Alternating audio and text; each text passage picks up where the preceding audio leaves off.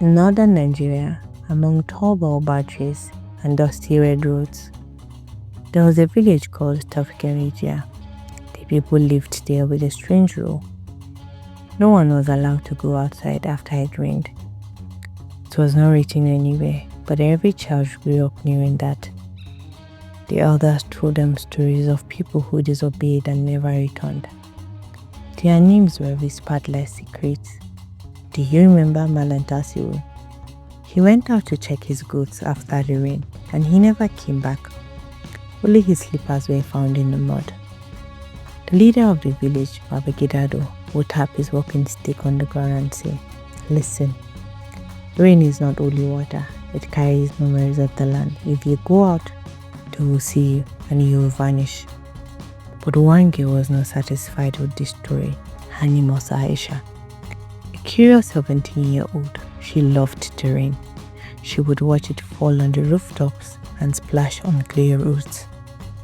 Breathing in the smell of wet earth, her heart always whispered, why should something that gives us water and food bring fear?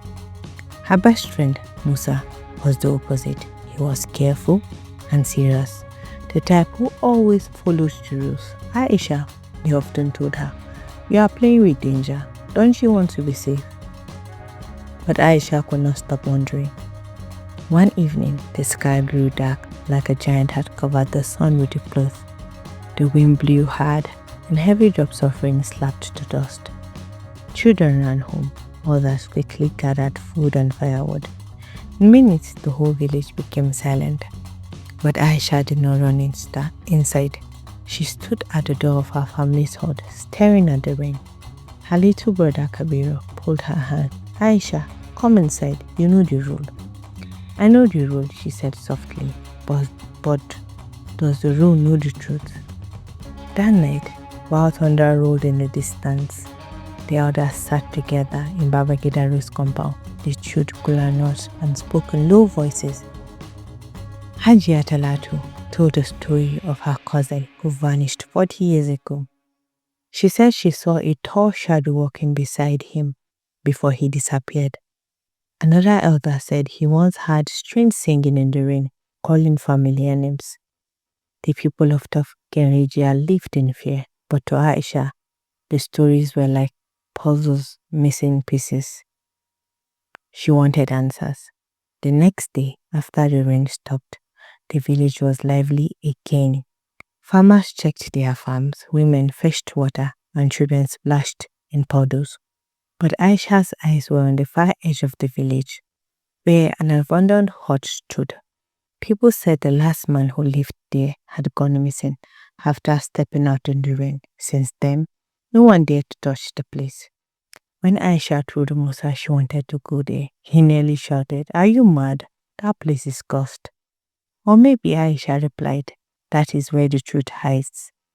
That evening, as the sky turned orange, Aisha walked towards the hut and Musa followed reluctantly. The air smelled of damp soil and frogs croaked loudly. The hut was broken, with cracked walls and weeds climbing its doorway. Inside, it was empty except for a broken stool and an old calabash. But Aisha noticed something strange. Shapes scratched on the wall, spirals, waves, and drops like falling rain. Suddenly, a wind blew through the hut, though the door was almost closed. The markings seemed to shine like they were wet. Musa jumped back, but Aisha touched them. Warmth spread through her hand. In that moment, she understood the rain was not just water, it was a gate. Her heart beat fast. She whispered to Musa, maybe the rain does not want to harm us. Maybe it wants to show us something.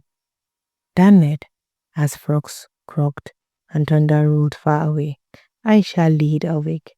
Another rain was coming, and this time she would not hide. The next day, the sky was heavy and grey.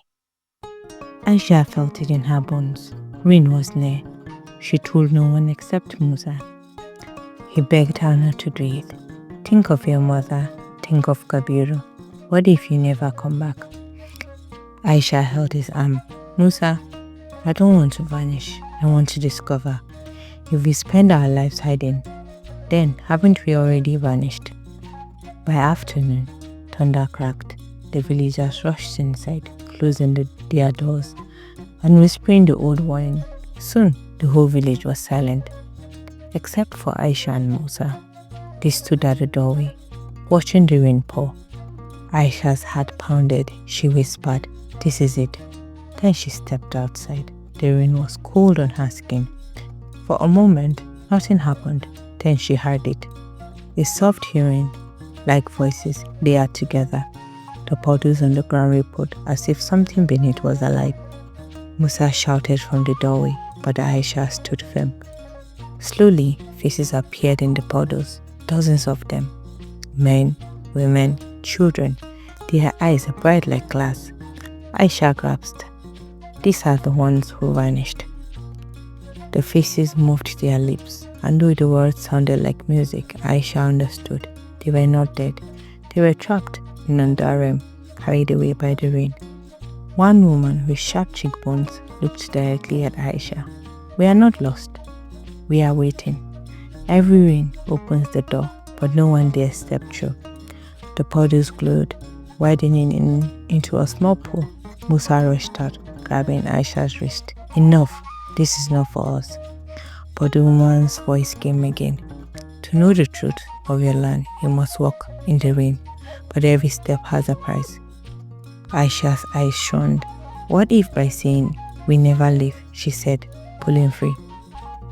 The pools filled like glass. She stepped in. She sang, not into water, but into spinning air, then silence. Aisha opened her eyes. She was in a place that looked like Tafkirigia, but brighter. The trees were greener, the houses taller, the air full of silver mist. The missing villagers were there, alive, glowing like green light. The same woman stepped forward and smiled. "Welcome, Aisha. Long ago, your ancestors made a pact with the rain, but fear grew, and the people forgot. The rain did not kill us, it carried us here. We waited for someone brave enough to come." Back in the real village, Musa cried out in the storm. Then, just as suddenly, the glowing pool rippled. Aisha stepped out again, soaked but alive, her eyes burning with discovery. "The truth," she whispered. "The rain is not our enemy. It is our bridge to memory." The next morning, she told the elders. Some doubted, some argued, but for the first time, the wall of silence cracked. The younger people listened closely. The seed of courage had been planted. From then on, Tafkirigia began to change. Some still hide indoors when it rained, but others stepped out slowly, remembering Aisha's bravery. The voices in the rain grew gently, less sorrowful, as if they were happy to be remembered. One evening, as the rain poured heavy, Aisha raised her hands and smiled. We no longer hide, we no longer run." And from deep inside the rainfall came the sound of voices, not crying anymore, but singing in joy. The people of Tafkirigia learned this lesson. Fear can blind the village, but courage can open its eyes. What seems like a curse may hide a gift. And so the story lived on. When the rain falls, remember Aisha, the girl who dared to walk where no one else would and gave her people back their freedom. Moral of the story: fear grows when people don't understand, but courage and curiosity can bring knowledge and freedom. Sometimes, what looks like a curse is really a blessing in disguise.